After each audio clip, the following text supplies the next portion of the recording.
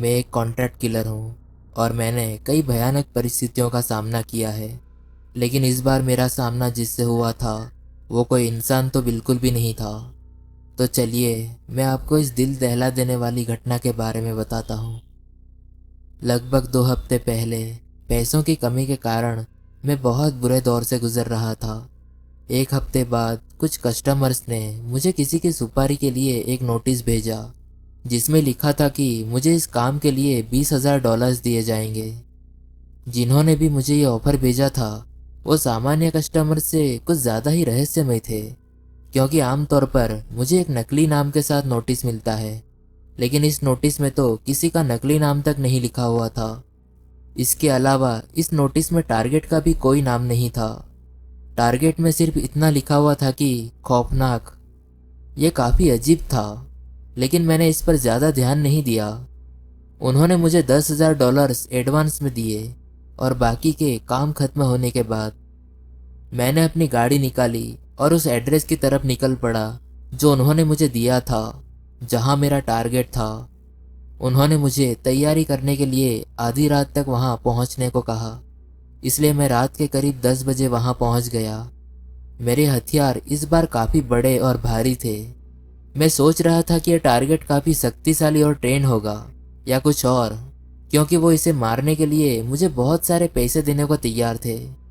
मैंने अपने बैग में एक पिस्तौल, 3 AR राइफल, एक स्नाइपर और एक चाकू पैक किया, और अगर मेरा सामना उसके काफ़ी करीब से हुआ तो मैं अपने साथ एक और चीज़ लाया था, और वो था एक ग्रेनेड। मैंने नहीं सोचा था कि मुझे इसकी ज़रूरत पड़ेगी, और मैं असल में इसका इस्तेमाल नहीं करना चाहता था। मैं एक कारखाने में छिप गया जो बहुत गंदा था, जहां पूरा अंधेरा छाया हुआ था। मैंने आधी रात तक इंतज़ार किया। लगभग 12:11 पर कारखाने के दरवाजे खुले। तभी मैंने अपने स्कोप से देखा कि जैकेट और ढीला पतलून पहने एक असामान्य रूप से बेहद लंबा आदमी तेजी से अंदर आ रहा है। उनके अनुसार ये एक आदमी ही था, लेकिन ये तो लगभग 7 फीट का था। बात यह है कि वो इतनी तेजी से आगे बढ़ रहा था कि मैं निशाना नहीं लगा पा रहा था, और मैं अपनी पोजीशन रिवील करके कोई रिस्क नहीं उठाना चाहता था। और वो बिना किसी कारण के बहुत तेजी से इधर उधर दौड़ रहा था, और उसके पास किसी भी तरह का कोई हथियार नहीं था, इसलिए मुझे थोड़ी राहत मिली। वो बहुत तेजी से मेरी बाईं ओर के दरवाजे के अंदर चला गया। चुपचाप चलते हुए मैंने AR राइफल निकाली और उसका पीछा किया। जिस जगह वो घुसा था वहां पूरी तरह से अंधेरा था, लेकिन मैंने इसका भी इंतजाम किया था। मैंने नाइट विजन गॉगल्स लगाए और उस जगह के चारों ओर चक्कर लगाना शुरू कर दिया।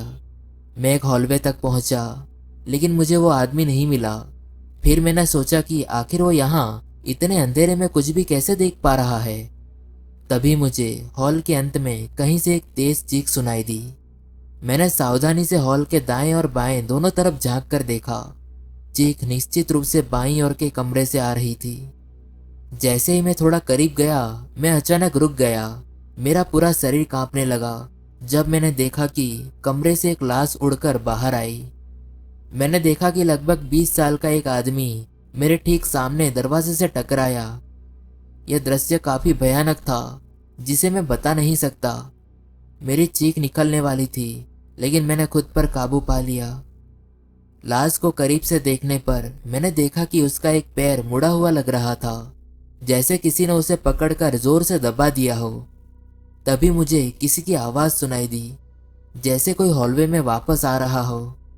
मैं बहुत घबराने लगा और चुपचाप हॉलवे के मुख्य प्रवेश द्वार पर चला गया। वहां से मैं AR राइफल को सीधे हॉलवे की ओर करके बैठ गया और इंतजार करने लगा। मैं ऐसी जगह पर था जहां से वो शायद ही मुझे देख सकता था, क्योंकि वहां बिल्कुल अंधेरा था। वो आदमी जैसे जैसे अपने कदम आगे बढ़ा रहा था, मेरा दिल तेजी से धड़कने लगा। वो करीब आ रहा था, मुझसे लगभग 3 कदम दूर, 2 कदम। जैसे ही वो सामने आया, मैंने चुपके से अपना सारा सामान नीचे रख दिया। वो अभी भी खड़ा था और इधर उधर देख रहा था, जैसे कि वो कुछ ढूंढ रहा हो। तभी मैंने उसके चेहरे को करीब से देखा। वो कोई आम इंसान की तरह तो बिल्कुल नहीं लग रहा था। वो इंसान कम और भेड़िया ज्यादा लग रहा था। वो बिल्कुल फिल्मों में दिखने वाले मानव भेड़िया जैसा लग रहा था। उसका मुंह और आंखें बहुत बड़ी और पूरी तरह से लाल थी। उसका चेहरा लगातार बदलता हुआ लग रहा था। अचानक उसने सीधे मेरी ओर देखा और बहुत गहरी भयानक हंसी निकाली जो पूरे हॉल में गूंज उठी। मैंने पिस्तौल उठाई और 3 गोलियां सीधे उसके सिर में मार दी, लेकिन गोलियों का उस क्रिएचर पर कोई असर नहीं हुआ और वो और भी जोर से हंसने लगा। जाहिर है ये क्रिएचर आसानी से खत्म नहीं होने वाला था।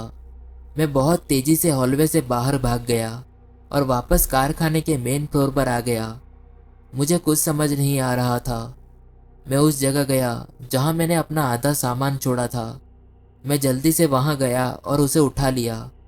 जब मैंने पीछे मुड़कर देखा तो मुझे लगभग हार्ट अटैक आने वाला था जब मैंने देखा कि वो क्रिएचर ठीक मेरे पीछे खड़ा था और मुझे घूर रहा था और वो फिर से हंसने लगा। उसके मुंह से काला तरल पदार्थ भी टपक रहा था। उसमें से कुछ मेरे हाथ पर गिर गया और उसने तुरंत मेरे हाथों पर लगे पदार्थ को चाटना शुरू कर दिया। मैंने जोर से चिल्लाते हुए सीधे उसके चेहरे पर गोली मार दी। मैंने देखा कि गोलियां उसकी चमड़ी को छेदने में सफल रही।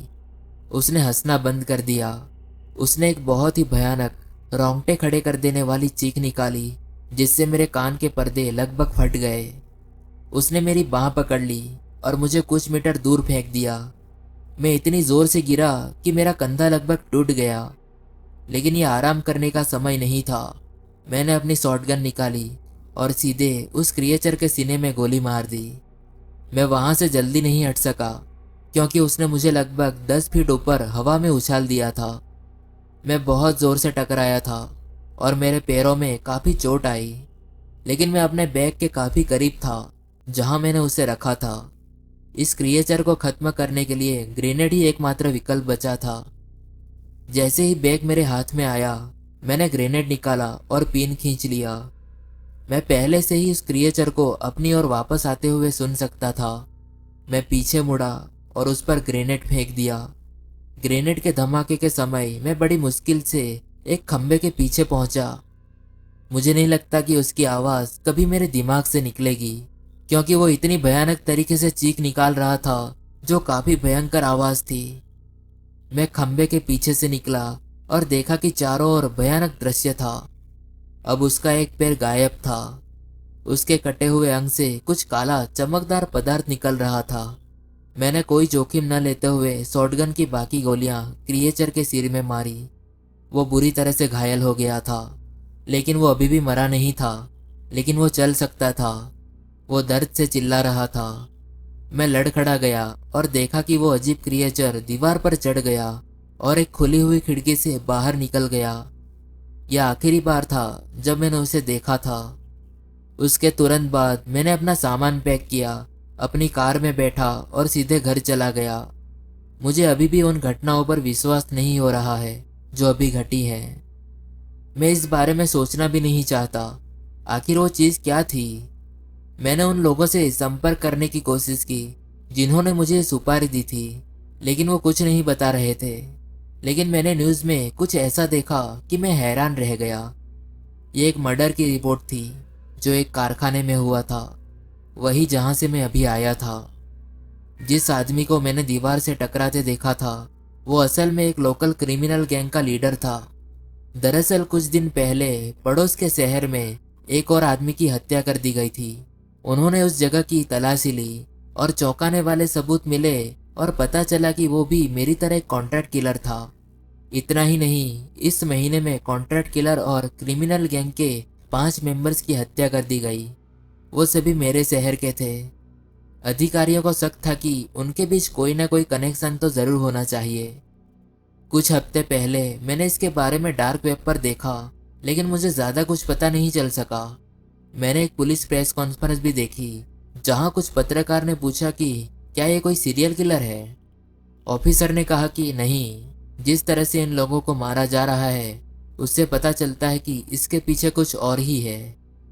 वो क्रिएचर बहुत ही खूंखार है। वो चीज अभी भी जिंदा है और अगर मेरा उससे दोबारा सामना होगा तो मुझे नहीं लगता कि मैं उसका सामना कर पाऊंगा। शायद इसे मारने के लिए मुझे अपने जैसा कोई कॉन्ट्रैक्ट किलर साथ लेना पड़ेगा। जो ऐसा करने में सक्षम हो